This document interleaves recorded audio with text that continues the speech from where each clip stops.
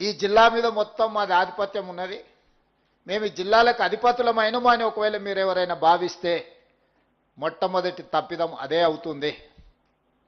ఇది అధికారం కాదు, జిల్లా పార్టీ అధ్యక్షుడు అనేది ఒక బాధ్యత.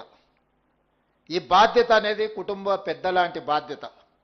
పార్టీలో అన్ని రకాల నాయకులు ఉంటారు, అన్ని రకాల ఆలోచనలు చేసేవాళ్ళు ఉంటారు. షర్మిల గారు చెప్పినట్టు వితిన్ ద పార్టీలో కూడా భిన్నాభిప్రాయాలు చెప్పేవాళ్ళు ఉంటారు. ఇది ఈరోజు కాదు, 141 సంవత్సరాల క్రితం కాంగ్రెస్ పార్టీ మొదలైనప్పుడు మహాత్మా గాంధీ గారు ఉన్నప్పుడు కూడా వారి ఆలోచన విధానానికి భిన్నాభిప్రాయాలు చెప్పిన వాళ్ళు ఉన్నారు. ఆ రోజు నుంచి ఈ రోజు వరకు కాంగ్రెస్ పార్టీలో వివిధ సందర్భాలలో జాతీయ స్థాయి నాయకత్వంలోనే జాతీయ నాయకత్వం చెప్పేదానికి కూడా భిన్నంగా అభిప్రాయాలు చెప్పే సంస్కృతి కాంగ్రెస్ పార్టీలో ఉన్నది.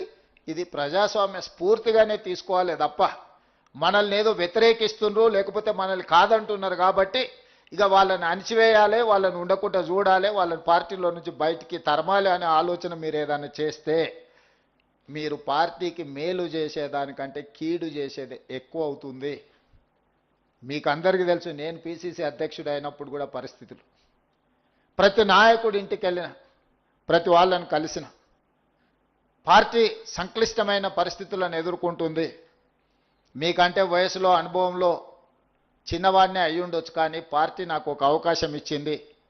మీరందరూ సహకరించండి, అందరం కలిసి కొట్లాడితే తప్పకుండా మనకు మంచి రోజులు వస్తాయి అని చెప్పి ప్రతి నాయకుడి ఇంటికి వెళ్ళి కలిసిన వాళ్ళందరూ వీలైనంత మేరకు నేను వెళ్ళి కలిసిన తర్వాత వాళ్ళందరూ కూడా పర్వాలేదు, మన దగ్గరికి అయితే వచ్చిండు కదా, తను చెప్పే ఆలోచన పార్టీకి ప్రయోజనం చేకూరుస్తుంది కదా, మనందరం కలిసి పనిచేస్తే అందరికీ భవిష్యత్తు ఉంటుంది కదా, మనం 5-10 మంది నాయకులం పోటీ పడ్డోళ్ళము పోట్లాడుకుంటే లక్షలాది మంది కార్యకర్తలు పార్టీని నమ్ముకున్న వాళ్ళకి అన్యాయం జరుగుతుంది కదా అని అందరూ పెద్ద మనసు చేసుకొని ముందుకు వస్తే సరిగ్గా 2.5 సంవత్సరాలలో మనం కాంగ్రెస్ పార్టీని 2.5% ఓట్ల నుంచి 40% ఓట్లకు తీసుకెళ్ళగలిగినాము. మిత్రుడు వంశీచంద్రెడ్డి గారు చెప్పినట్టు గ్రామ కమిటీలు, మండల కమిటీలు, జిల్లా కమిటీలు, రాష్ట్ర కమిటీలను వేసుకునే ముందు డిజిటల్ మెంబర్షిప్, అంతకుముందు మెంబర్షిప్ బుక్లు ఇస్తే ఊర్లో కూర్చొని ఒక నాయకుడు ఆ ఊర్లో తెలిసిన వాళ్ళందరూ మనకు కావాల్సిన వాళ్ళందరి పేర్లు రాసి మెంబర్షిప్లు ఇచ్చేది. అట్లా కాదు, డిజిటల్ మెంబర్షిప్ చేయాలని ఏఐసిసి ఆదేశించినప్పుడు పద్ధతి ప్రకారంగా ప్రతి ఇంటికి వెళ్ళి ఒక యాప్ క్రియేట్ చేసి ప్రతి మనిషిని కలవండి, చేరతామన్న వాళ్ళనే పార్టీలో చేరించుకోండి అని చెబితే గ్రామ స్థాయి, మండల స్థాయి, జిల్లా స్థాయి నాయకత్వం అంతా ప్రతి నియోజకవర్గానికి ఒక సమన్వయకర్త అనేసి మనం పంపించి 119 నియోజకవర్గాలలో ఒక క్రమ పద్ధతిలో మెంబర్షిప్ చేస్తే 42 లక్షల మెంబర్షిప్లు మనకు అయినాయి. సరిగ్గా 60 రోజుల్లో 42 లక్షల మందిని పార్టీలో డిజిటల్ మెంబర్షిప్ చేసినాము. ఢిల్లీకి అనుమానం వచ్చింది, వీళ్ళు ఊరికే ఏదైనా ఈ వివరాలు సేకరించినామని. దాంట్లో ఇంటి పేరు, సొంత పేరు, ఊరు పేరుతో పాటు వాళ్ళ మొబైల్ నెంబర్ కూడా, అందులో మొబైల్ నెంబర్తో పాటు ఓటీపీ వస్తే ఆ ఓటీపీని మళ్ళీ ఎంటర్ చేస్తేనే ఆ డిజిటల్ మెంబర్షిప్ ఆమోదించేటట్టు మనం యాప్ తయారు చేసినాం. ర్యాండమ్గా కొన్ని వేల ఫోన్లకు మన వాళ్ళు ఏఐసిసి నుంచి క్రాస్ చెక్ చేసిండ్రు, ఈ నెంబర్ సభ్యత్వం ఏమైనా బోగస్ ఉందా లేకపోతే నిజమేనా అని. 100% పర్ఫెక్ట్ మెంబర్షిప్ వచ్చింది. అత్యధికంగా చేసిన వాళ్ళకు, ఏ గ్రామంలో అత్యధికంగా చేసిందో ఆ గ్రామాల మెంబర్షిప్ చేసిన సభ్యులను మనం గాంధీ భవన్ పిలిపించి వాళ్ళకి శాల్వా కప్పి సన్మానం చేసి రాహుల్ గాంధీ గారితో ప్రతి ఇండివిజువల్కి ఒక ఫోటో తీయించడం జరిగింది. ఈరోజు పార్టీ సభ్యత్వం బాగా చేసి పార్టీ గౌరవాన్ని పెంచిన పనిచేసిన వాళ్లకు రాహుల్ గాంధీ గారిని ఆనాడు గాంధీ భవన్లో మనం కల్పించడం జరిగింది. మహేష్ గౌడ్ గారు ఆ రోజు కార్యనిర్వాహక అధ్యక్షుడిగా ఈ కార్యక్రమాన్ని గాంధీ భవన్లో ఏర్పాటు చేసింది.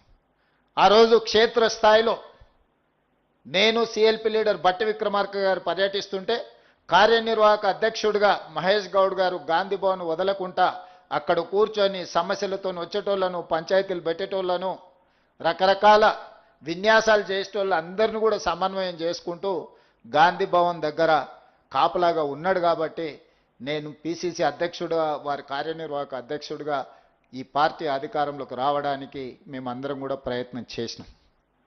ఈ నేపథ్యంలో ఈరోజు మీరు జిల్లా పార్టీ అధ్యక్షులుగా పార్టీ అధికారంలో ఉన్నప్పుడు మీకు అవకాశం వచ్చింది. మేము అధ్యక్షులం అయిపోయినాం కాబట్టి ఇంకా మేము జీవితంలో కష్టపడాల్సిన అవసరం లేదు అని మీరు అనుకుంటే మీ అవకాశాన్ని మీరు జారవిడ్చుకున్న వాళ్ళే అవుతారు. ఇవాళ అక్కడ సత్యం ఎమ్మెల్యే అయినా, రాజ్ ఠాకూర్ ఎమ్మెల్యే అయినా, బీర్ల ఐలయ్య ఎమ్మెల్యే అయినా వీళ్ళందరూ ఆనాడు జిల్లా పార్టీ అధ్యక్షులుగా పనిచేశారు కాబట్టి, రామ్మోహన్ రెడ్డి గారు ఎమ్మెల్యే అయినా వీళ్ళందరూ కూడా జిల్లా పార్టీ అధ్యక్షులుగా బాగా పనిచేసింది కాబట్టి వాళ్ళందరికీ ఎమ్మెల్యే టికెట్లు వచ్చినాయి. ఊరికే రాలే వాళ్ళందరికీ ఎమ్మెల్యే టికెట్లు. చాలామంది ఈరోజు మీరు జిల్లా పార్టీ ఆనాడు ప్రతిపక్షంలో ఉన్నప్పుడు జిల్లా పార్టీ అధ్యక్షులుగా పనిచేసిన వాళ్ళని చూడండి. వీలైనంత మేరకు వాళ్ళకి శాసనసభ టికెట్లు ఇచ్చినాం. అక్కడ మిస్ అయిన వాళ్ళకు కార్పొరేషన్ చైర్మన్లు ఇచ్చినాం. అక్కడ మిస్ అయిన వాళ్ళకి ఇంకొక దగ్గర ఎక్కడనో ఒక అవకాశం ఇచ్చినాం. ఫ్రంటల్స్ నేను SC department, ST department, minority department ఇట్లాంటి డిపార్ట్మెంట్ ఫ్రంటల్స్ చైర్పర్సన్స్గా తీసుకోండి అని నేను పిలిచి అడిగితే వాళ్ళు చాలా అవమానకరంగా మాట్లాడినారు. మా స్థాయి అంతగా పడిపోయింది అనుకుంటున్నారా? మేమేదో నీ అదృష్టం బాగుండి పీసీసీ అయినావు, మేమే పీసీసీ అధ్యక్షులం అయ్యేటోళ్ళం, ఫ్రంటల్స్ తీసుకోమంటారా అని. ఆ రోజు ముందుకొచ్చి తీసుకున్న వాళ్ళకి అవకాశం ఇచ్చినాం. ప్రభుత్వం వచ్చిన మరుక్షణం 37 మంది ఫ్రంటల్స్కు కార్పొరేషన్ చైర్మన్లు ఇచ్చినప్పుడు అప్పుడు అర్థమైంది ఫ్రంటల్స్కి బాధ్యత తీసుకోకపోవడం ఏమైందో. ఎన్ఎస్యుఐ అధ్యక్షుడికి ఎమ్మెల్సీ ఇచ్చినాం. Youth Congress general secretary national Rajya Sabha ఇచ్చినాం. యూత్ కాంగ్రెస్ స్టేట్ ప్రెసిడెంట్కు ఈరోజు శాప్ చైర్మన్ ఇచ్చినాం. ప్రతి ఒక్కరికి పార్టీ బాధ్యత తీసుకున్న వాళ్ళను ప్రభుత్వంలో భాగస్వాములను చేసినాం. ఈరోజు 67 మంది కార్పొరేషన్ చైర్మన్లు అయ్యిండ్రు అని అంటే పార్టీ బాధ్యత చేసిన వాళ్ళని ఎతికి మరీ వాళ్ళ కార్పొరేషన్ చైర్మన్లు, ఎమ్మెల్యే టికెట్లు, ఎంపీ టికెట్లు ఈరోజు ఇవ్వడం జరిగింది. మీకందరికీ కూడా నా సూచన ఒక్కటే, మీ ప్రతి చర్య మేము గమనిస్తూనే ఉంటాం. ప్రతిరోజు మార్కులు వేయదు పార్టీ. మనం ఎంత బాగా చదువుకున్నా సంవత్సరానికి ఒకటేసారి పరీక్షలు పెడతారు. ఆ పరీక్షలలో మన రిజల్ట్ తెలుస్తుంది. మీకు కూడా మీరు ఏమనుకుంటున్నారంటే మేము ఏం చేసినా ఎవరు చూస్తలేరు, ఎన్నికల ముందల ఎవరో నాయకుడిని పట్టుకుంటే ఆ కోటాలను ఈ కోటాలను వస్తుందని. ఇక ఏ కోటాల్లో మెరిట్ కోటా ఒక్కటే ఉంది కాంగ్రెస్ పార్టీలో. మీరు ఆ మెరిట్ కోటాల పాస్ అయితేనే మీకు ఏదైనా అవకాశం వస్తుంది. ఆల్రెడీ ఒక మెరిట్ కోటాలో మీరు జిల్లా పార్టీ అధ్యక్షులు అయినరు. జిల్లా పార్టీ అధ్యక్షులు అవ్వడం అనేది మీకు ఎన్నో డోర్లు ఓపెన్ అయిపోయినాయి. నన్ను కలవాలన్నా, లేకపోతే పిసిసి అధ్యక్షుని కలవాలన్నా, లేకపోతే సచిన్ సావంత్ గారిని కలవాలన్నా, ఏఐసిసి సెక్రటరీ గారిని కలవాలన్నా మీరు జిల్లా పార్టీ అధ్యక్షులు కాకపోతే మీకు అంత సులువు కాదు.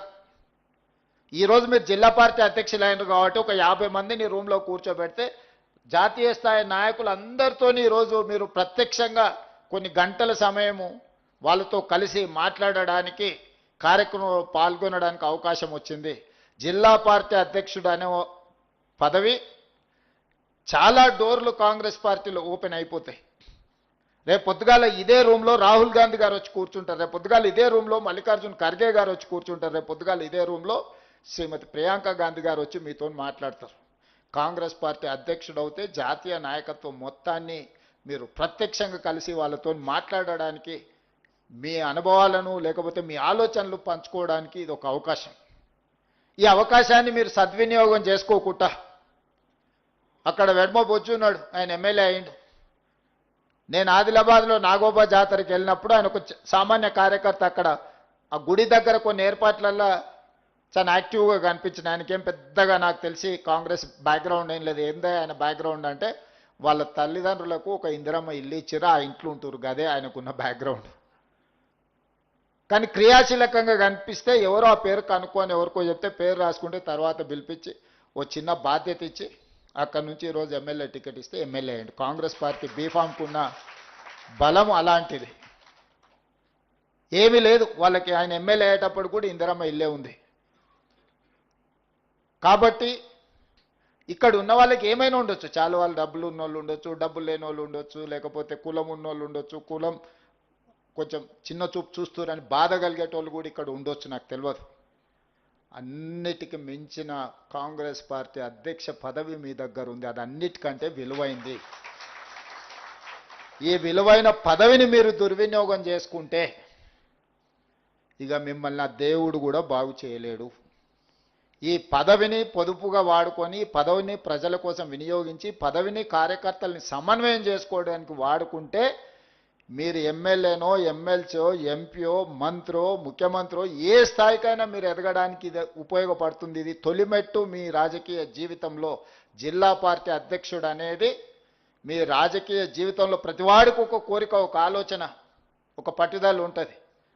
కానీ అది చేరుకోవడానికి, అది సాధించుకోవడానికి చాలామందికి అవకాశాలు రావు. ఈరోజు మీ జిల్లాలోనే ఎంతమంది పోటీపడి ఉంటారో మీకే తెలుసు. మరి అంతమందిలోకి వెళ్ళి పార్టీ మీకు అవకాశం ఇచ్చిందంటే సంపూర్ణమైన విశ్వాసం మీ మీద పెట్టుకున్నది పార్టీ. మీరు ఆ విశ్వాసాన్ని దెబ్బతీయకండి. జిల్లా పార్టీ అధ్యక్షుడు అంటే నచ్చనోళ్లను అడ్డు తొలగించుకోవడం కాదు, నచ్చనోళ్లను కూడా దారిలోకి తెచ్చుకోవడమే జిల్లా పార్టీ అధ్యక్షుడి యొక్క బాధ్యత. మీరు చాలా చూసి ఉంటారు, ఎన్నికల కంటే ముందు ఎన్ని రకాల సమస్యలు వచ్చినా కూడా మేము ఎవరిని బయటకు పోనీయకుండా అందరిని ఏదో ఒక రకంగా లాక్కొచ్చి అందరిని ఒక దగ్గర కూర్చోబెట్టుకొని ఎన్నో రకాలుగా అందరినీ సమన్వయం చేసుకుంటే ఈరోజు మనం ప్రభుత్వాన్ని ఏర్పాటు చేసుకోగలిగినాము. ప్రభుత్వం ఏర్పాటు చేసినప్పుడు మన మెజారిటీ 2%. 4 నెలల తర్వాత జరిగిన పార్లమెంట్ ఎన్నికలలో మిగతా పార్టీ కంటే మన మెజారిటీ 4%.